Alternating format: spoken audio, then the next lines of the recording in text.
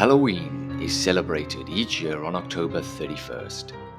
Over time, it has evolved into a day of activities like trick-or-treating, carving jack-o'-lanterns, festive gatherings, donning costumes, and eating treats. A time of year where people celebrate spookiness and horror. Many people are drawn to the idea of dressing up as something scary and decorating a place to give it the appearance of being haunted.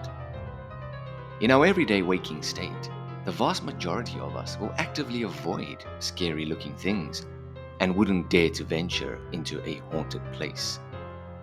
So why celebrate these things? And why celebrate them on October 31st in particular? There is an abundance of information on Halloween origins out there, but like most things of a historical as well as mysterious nature, it can be difficult to see the forest for the trees. Having said that though, I came across a peculiar article published in the Sunday Star on October 26, 1913, on the origins of Halloween and its practices and traditions. The article is titled, "Some Quaint Halloween Customs and Their Origin." Reading from the article, quoting, "Here is much that is mystifying, interesting, and beautiful in the beliefs on which the festival of All Hallows was originally based. Originally, this festival consisted of All Saints' Day on November 1st, All Souls' Day on November 2nd, and was preceded by the evening of October 31st, called All Hallows' Eve, or Halloween, when all the spirits of evil and mischief were said to be out and about. Today, the festival of the saints and souls is largely forgotten. The festival of All Saints' Day was instituted in 609 AD by Pope Boniface IV, because the great and increasing number of saints recognized by the Church made it impossible to dedicate particular days for the individual honor of each one. Therefore, a single day was dedicated to them on May 13th, and on the anniversary of this day, a celebration was annually held in honor of all the saints. A change from this date to that of November 1st, for the Festival of All the Saints, apparently dates to the time of Pope Gregory III, and whose successor, Gregory IV, 2 centuries later dedicated a church in honor of all the saints on November 1st, AD 840. Later it was popularly called All Hallows' Day or Hallowmass, and the evening before it then became All Hallows' Eve or Halloween." End quote. To clarify a bit, All Saints' Day was instituted on May 13th initially, in 609 AD by Pope Boniface IV. Then Pope Gregory III dedicated an oratory in honor of all the saints on November 1st. Pope Gregory IV, his successor, officially declared November 1st the Feast of All Saints, transferring it from May 13th. And finally, it was Pope Gregory VII who suppressed May 13th and mandated November 1st as the date to celebrate the Feast of All Saints. Later, in the year 998 AD, Saint Odilon, abbot of the monastery in Cluny in southern France, added the celebration of November 2nd as a day to pray for the faithful dead, hence the Day of the Dead or All Souls' Day, observed first in France and later throughout Europe. The word hallow refers to something that is holy or sanctified, such as hallowed ground, a holy place. A holy person or hallowed person, i.e. a saint. Hence, All Saints' Day is interchangeable with All Hallows' Day. Hallowmass is the same as Saints' Mass, which gives us All Hallows' Eve or All Saints' Eve, Eve being short for evening, which can be shortened to Saints' Eve or evening or Hallows' Eve or evening. Also can be written as Saints' Even, short again for evening, or Hallow Even, which gives us the shortened version of that, Halloween.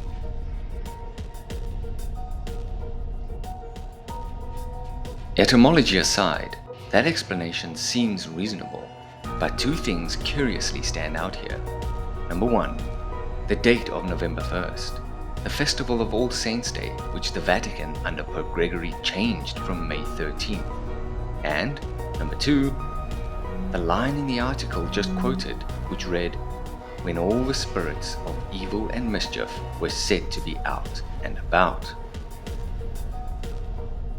If May 13th was originally dedicated for All Saints' Day, why change it to a date that coincides with a time of year when evil spirits are supposedly wandering around more freely than usual?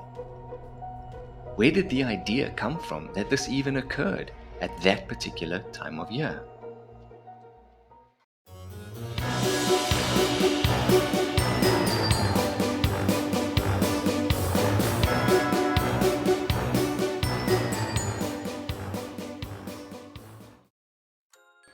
Quoting further from the Sunday Star article, the two chief characteristics of the old popular Halloween celebration in England and the British Isles generally were the lighting of bonfires and the practice of certain customs, based on the belief that on this night, October 31, more than on any other in the year, ghosts and witches were wont to be wandering around.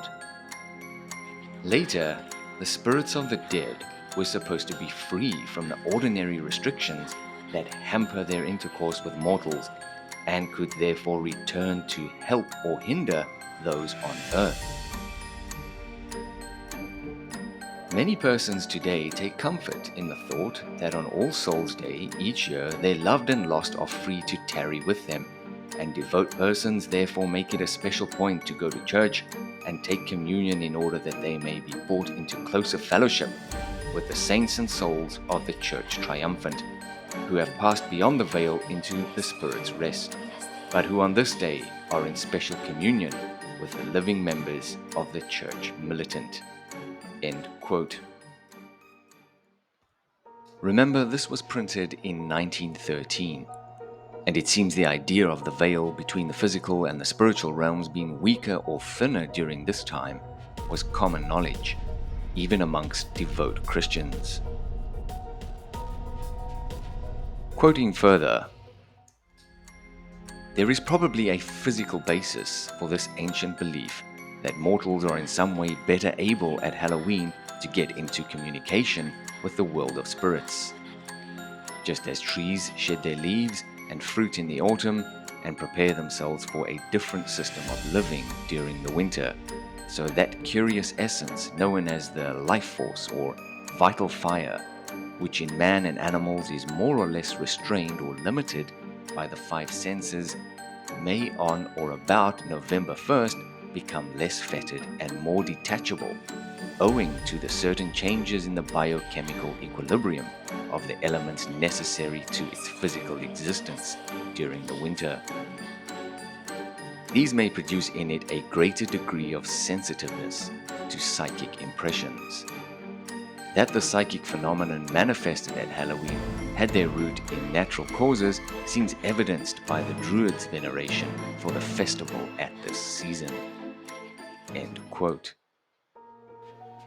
With the specific mention of Britain and the Druids in relation to this phenomenon, is it far-fetched to assume that festivals and knowledge of this peculiar time of year existed amongst the Celts and Gaels of the British Isles and Ireland long before Christianity or even the Romans arrived? Reading from the 1913 article again, quoting, "In parts of Scotland and Ireland it is still believed, at the time of publication, that at Halloween the bonds that hold soul and body together are so relaxed that anyone versed in the mystic knowledge underlying Halloween rites or the Druidic science, magical science of the Druids, can detach his soul from his body and roam where he will until the demons return to their homes in the morning. Similarly, also the detachability of the soul from the body on this night is said to permit a person to summon to him or her other souls, those of the living as well as the dead. It is on this principle that those rites are based, which claim to summon and make visible the soul of the future husband or wife of the earnest inquirer." End quote. The last part of that paragraph possibly refers to the origins of now obsolete Halloween rituals of helping people identify their potential future husband or wife. If you've ever investigated the origins of Halloween, you'll no doubt have heard of the ancient Celtic festival of Samhain. This day signaled the end of summer and the harvest, as well as the start of the gloomy, chilly winter, a season that was traditionally linked to fatalities among humans. The Celts held that the line separating the worlds of the living and the dead blurred on the eve of the new year. They celebrated Samhain on the evening of October 31st, a time when it was thought that the spirits of the deceased made a comeback to Earth. The Druids constructed enormous sacred bonfires to remember the occasion, and people gathered around them to burn crops and animals as sacrifices to the Celtic gods. The Celts tried to tell one another's fortunes while dressed in costumes, which usually included animal heads and hides. This was also to avoid being terrorized by all the evil spirits walking the earth during Samhain. People believed these disguises would confuse the spirits, and they would be left alone. Most of the Celts were conquered by the Roman Empire by the year 43 AD. During their 400-year reign over the Celtic regions, 2 Roman celebrations were merged with the customary Celtic Samhain feast. The first was Feralia, a day set aside by the Romans to honor the deceased on the last day of October. The Roman goddess of fruit and trees, Pomona, was honored on the second day. The apple is Pomona's symbol, and Samhain's adoption of this festival likely explains the Halloween custom of bobbing for apples, which is still observed today. Which brings us back to the Christian era and All Saints' Day, or All Saints' Eve to be specific. Let's go back for a moment to the original date for the Feast of the Saints, 13 May. This happened to coincide with another Roman festival called the Feast of the Lemures, to which the dates of 9, 11, and 13 May were dedicated. Ominously, this festival also involved rites and rituals to appease and offer protection from haunting spirits, particularly ancestral spirits. Considering Rome had abandoned its pagan beliefs almost 2 centuries before the Celts, maybe the Catholic Church felt it was prudent to use All Saints' Day to supplant another pagan festival with deep roots, Samhain. It seems that by the 9th century, the Vatican was trying to establish a similar church-approved holiday in lieu of the Celtic festival of the dead. The same thing happened regarding Christmas and the pagan winter solstice festivals being overlaid and combined with the Roman festival of Saturnalia. So, Halloween derives its name from the observance of All Saints' Day. However, long before Christianity, the ancient Celts and Gaels set apart this time of year we know as October 31 for the extinguishment of all fires and the rekindling of new ones, for supernatural beings of both the visible and invisible worlds would gather and revel in the sphere of humanity. Witches' Night and Devil's Sunday were common terms used by people for this time of year until relatively recently.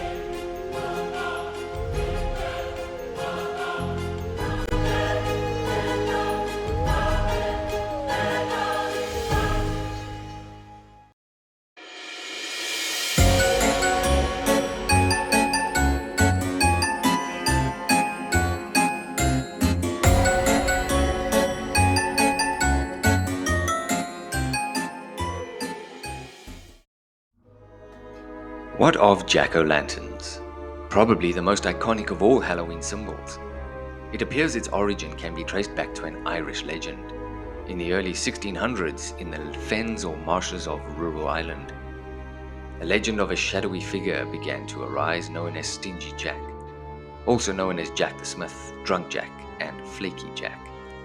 In most accounts of Stingy Jack, the common theme is of him tricking the devil in some way into not accepting his soul into hell one day. The most popular versions of the tale involve Jack first tricking the devil into changing his form, then trapping him in his transfigured state. Jack then offers the devil out of the deal in exchange for not taking his soul to hell.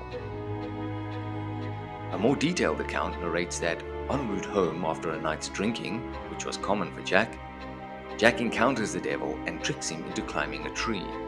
A quick-thinking Jack etches the sign of the cross into the bark, thus trapping the devil. Jack strikes a bargain that Satan can never claim his soul. However, after a life of sin, drink and mendacity, Jack is also refused entry into heaven when he dies. Keeping his promise, the devil refuses to let Jack into hell and throws a live coal straight from the fires of hell at him. It was a cold night, so Jack places the coal in a hollowed-out turnip to stop it from going out. Since which time, Jack and his lantern have been roaming, looking for a place to rest.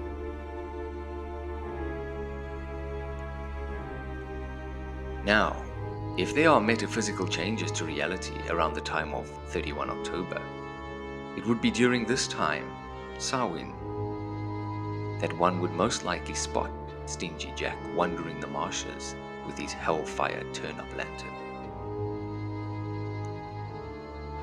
As it was naturally dark in pre-industrial Revolution Island, many people would carve turnips, potatoes, or other root vegetables and add coals or candles to create makeshift lanterns to help guide those celebrating Samhain. Locals eventually began carving scary faces into their own turnips to frighten away evil spirits.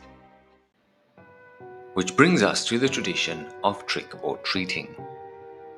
There is much debate around the origins of trick-or-treating, and there are several theories which attempt to explain the origins of it. Some suggest that during Samhain, Celtic people would leave food out to appease the spirits traveling the earth at night. Over time, people began to dress as these unearthly beings in exchange for similar offerings of food and drink. Other theories speculate that the candy boom stems from the Scottish practice of guising, which is a secular version of souling. During the Middle Ages, generally children and poor adults would collect food and money from local homes in return for prayers for the dead on All Souls' Day. Guisers dropped the prayers in favor of non-religious practices, with the inclusion of songs, jokes, and other tricks later on. Something that also led to the wearing of costumes was the way in which the French celebrated All Saints' Day, especially in the century after the Black Plague had struck Europe. Over the weekend leading up to the celebration of the faithful dead, French people would decorate cemetery walls with images of the devil escorting a chain of people, popes, kings, women, knights, monks, peasants, lepers, etc., to their graves in burlesque fashion, something they refer to as the Dance of Death. These portrayals were sparked by performances in which actors dressed like well-known figures through different phases of their lives, including death, which visits all. Needless to say, many of these traditions found their way to the United States via Irish, Scottish, and other European immigrants during the 1800s. However, initially the celebration of Halloween was extremely limited in colonial New England because of the rigid Protestant belief systems there. But as the beliefs and customs of different European ethnic groups and the Native Americans meshed, a distinctly American version of Halloween began to emerge. By the late 1800s, there was a move in America to mold Halloween into a holiday more about community and neighborly get-togethers than about ghosts, pranks, and witchcraft. Parents were encouraged by newspapers and community leaders to take anything frightening or grotesque out of Halloween celebrations.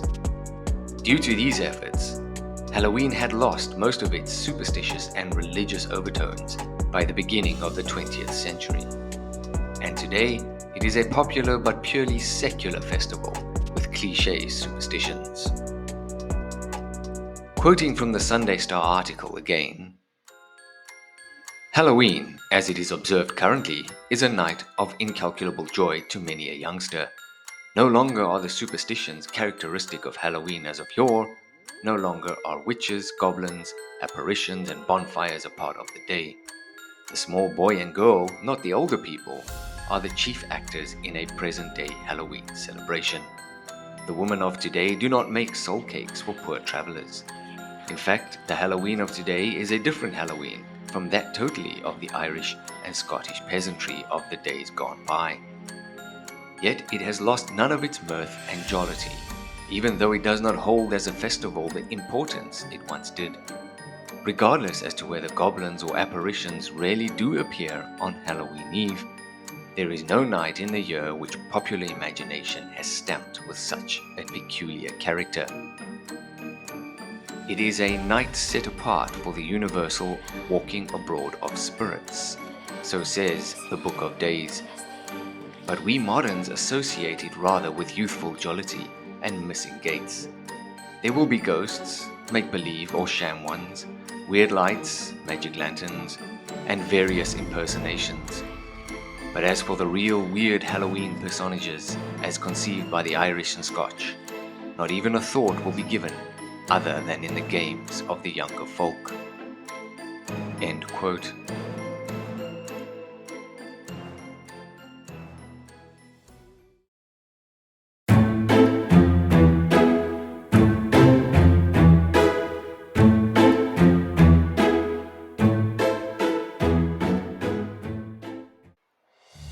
What about the old legends of the barriers between the spirit and physical worlds becoming thinner and weaker during the time of Samhain?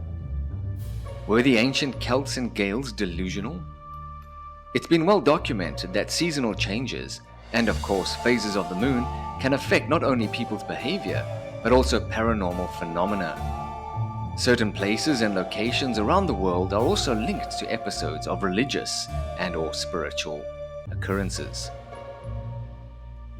And it is well known amongst older generations that practitioners of the Druidic science, as the article calls it, and witchcraft were able to harness and allegedly manipulate such energies. Another very iconic symbol of Halloween is the black cat. But as much as black cats are associated with Halloween, they are even more closely linked with witches, who in turn were also said to roam about in greater numbers during Samhain.